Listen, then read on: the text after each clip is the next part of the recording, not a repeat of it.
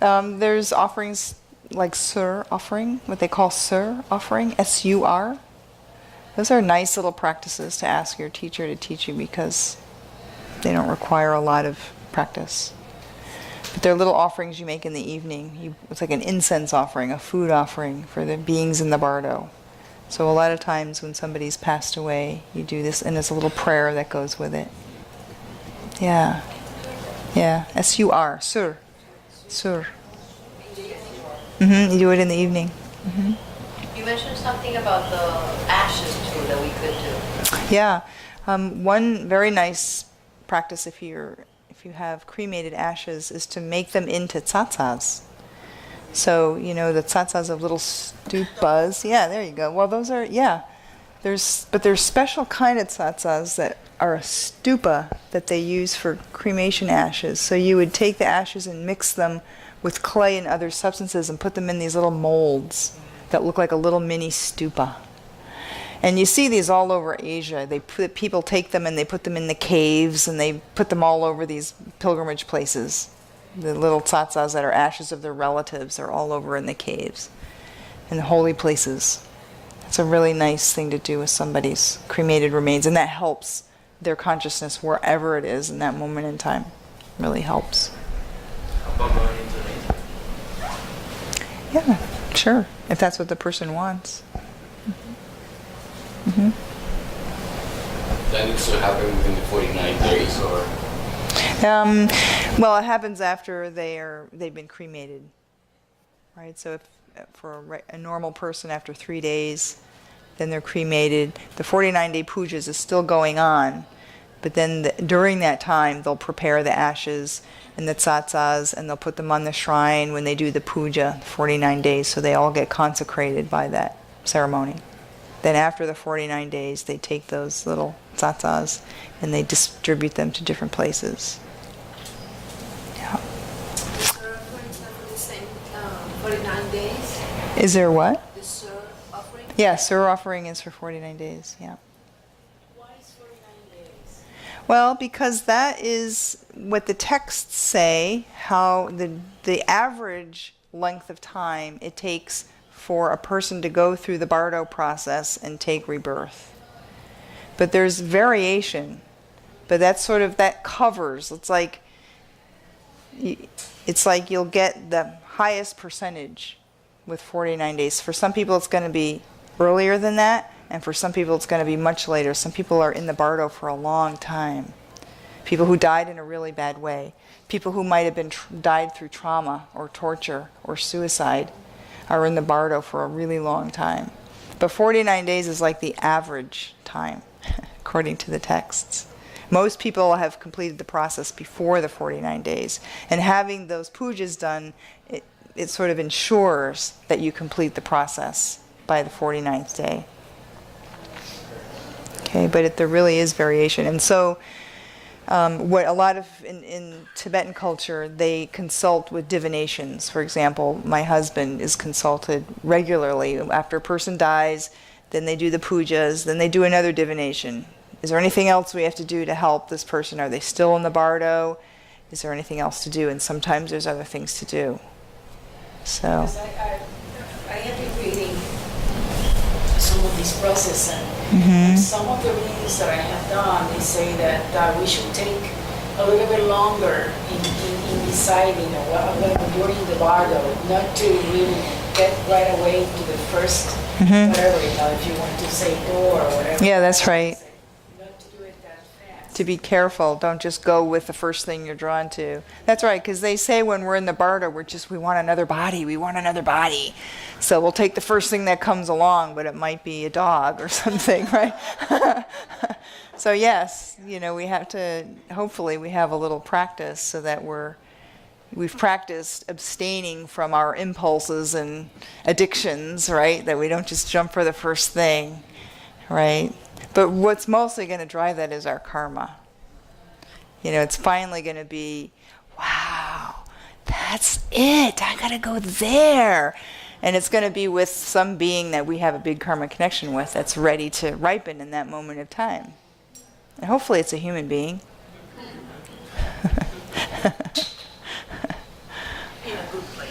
In a good place. Yeah, let's get the 8 leisures and 10 endowments, please.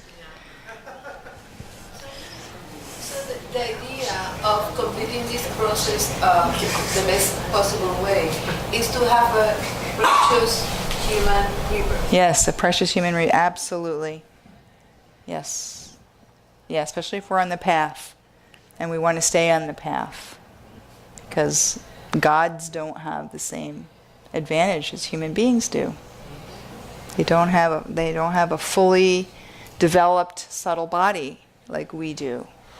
So, yeah, gods don't have the same advantage, and of course we don't want to take animal rebirths or hungry ghost rebirths, right? So humans are, and then among the humans, a precious human rebirth, which means the 8 leisures and 10 endowments, to be born in a fortunate place where we can do practice, free of illnesses, free of defects, etc., etc.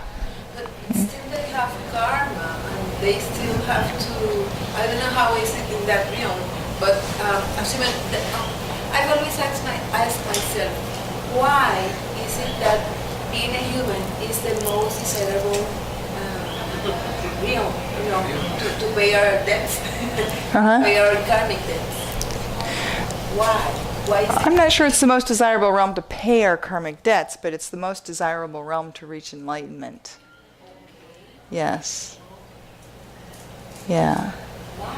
Because we have the 100 deities in our body, which is to say we have a fully developed subtle body, all the chakras and channels, which the devas don't have. They don't have complete. Animals don't have.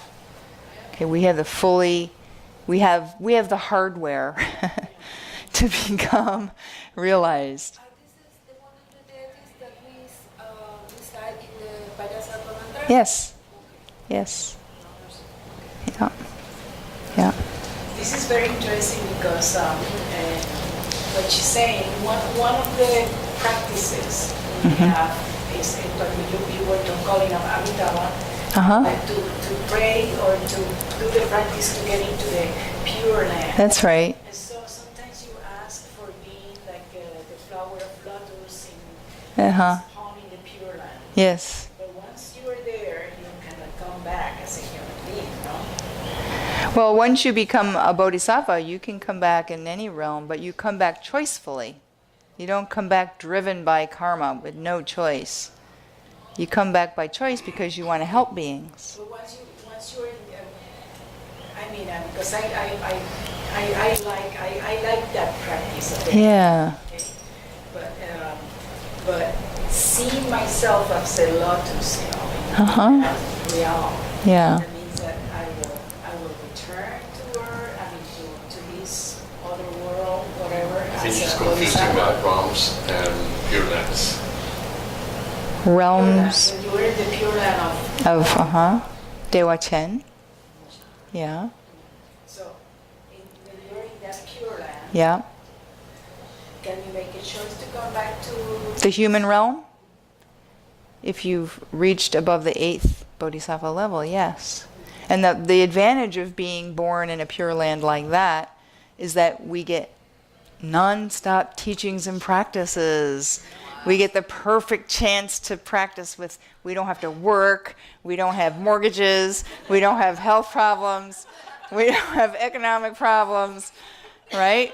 We can, and Amitabha is sitting right there, just like, 24-hour, 24/7 Dharma practice, right? That's the advantage. That's why we want to go to these pure lands, because we'll be able to practice with so easy, right? And so then once we've reached a certain level of the bodhisattva levels, we can then choose to come back to the human realm to benefit others, right? That's what Shakyamuni did. He was in a god realm, right? But then he saw the condition of samsara, and he decided, I'm going to go back and become a Buddha so I can guide others. Nobody else wanted to do it, right? That was when he was Suman, Tushita, heaven realm. Nobody else wanted to do that, but he said, I'll go, right? So, Reiki practitioner, Mm-hmm. and you have the chance to be with a person going with this 5 stages of the Yeah, dying process. Yeah. What would be your advice? Give them Reiki. And Reiki will know what to do. It's a wonderful gift. Really, really, and it will help. That whole that what I talked about when people struggle with elements, that will really help. Really, really help. Mhm. Yeah, Reiki's very, very predominant in hospices. In the San Diego hospice where we teach the herb therapy, all the staff, the doctors and nurses, are required to take Reiki. It's prescribed and paid for. Reiki is a big modality in hospices. So, yeah.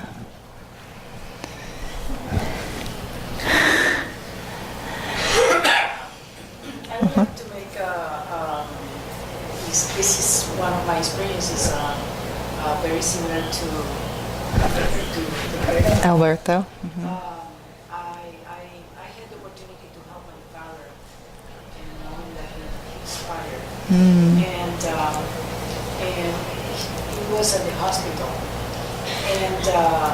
And I asked the nurses and the intern, it was about 2:30 in the morning.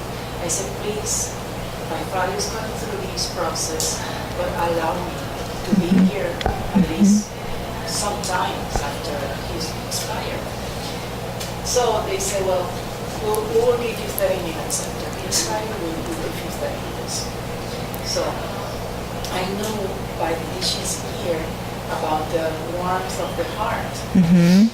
So after my father expired, I was doing some, practices there. So eventually I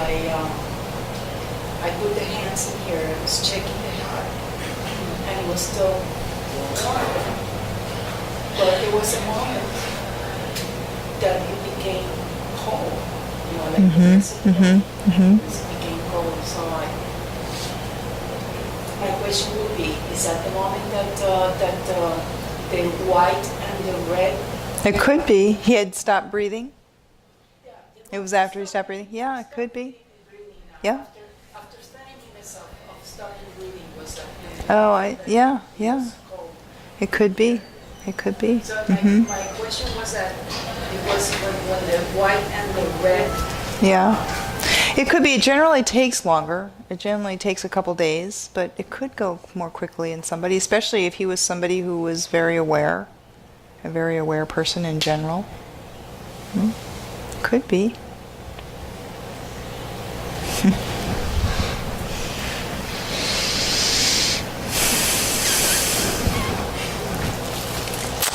Okay, if there's no more questions. Next time, let's practice dying. So that we practice it. Practice what? Oh, dying. Yeah. And next conference you give us will be rebirth.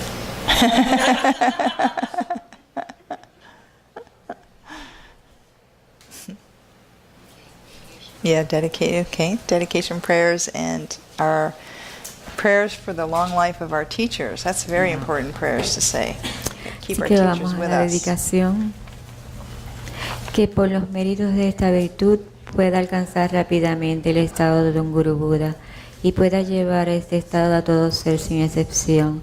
La mente de iluminación es suprema y muy preciada, que donde no ha surgido surja, que donde ha surgido no disminuya, que cobre cada vez más fuerza. La visión correcta del vacío es suprema y muy preciada, que donde no ha surgido surja, que donde ha surgido no disminuya, que cobre cada vez más fuerza. Así como el valiente Manjushri Samantabhadra distinguieron los fenómenos tal cual son, yo también dedico estos méritos en la mejor forma, siguiendo su ejemplo perfecto. Dedico todas estas raíces de virtud con la dedicación que es considerada la mejor por los victoriosos asidos de los 3 tiempos para poder realizar todas las buenas obras. Y ahora la dedicación de larga vida de nuestro maestro Yansi Rinpoche y recordando a todos los maestros que enseñan el Dharma a través del mundo. Madre Tara, liberando del samsara, tu Tare, liberando de los 8 temores, Tara, Madre que libera, por favor otorga el don de la longevidad, por las bendiciones de los gurús raíz y del linaje, por los logros espirituales de los yidams, dioses y diosas, por los métodos hábiles de las dakinis y los protectores del Dharma, que podamos realizar gozosamente la esencia de nuestras esperanzas. Kendun Tenzin, eres afable, benevolente y bondadoso. Por favor, permanece con nosotros durante una larga vida. Expande tus actividades iluminadas en todas las direcciones y continúa madurando y sustentándonos a mí y a todos los seres sintientes. Desde este momento y durante todas nuestras vidas, manténnos bajo tu tutela. Sé nuestro amigo, nuestro divino y virtuoso guía. Limpia la degeneración de la ignorancia. Ayúdanos a realizar rápidamente nuestros recorridos por los senderos y caminos y alcanzar los 3 cuerpos de un Buda, por la verdad de la realidad incambiable y por la bendición conjunta de la indestructible Sangha, que la esencia de estas oraciones se logre rápidamente.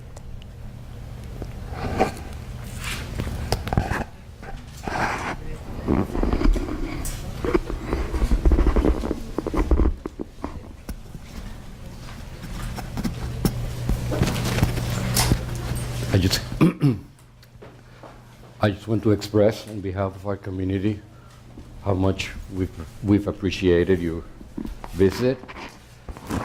We feel it's been a real privilege to have you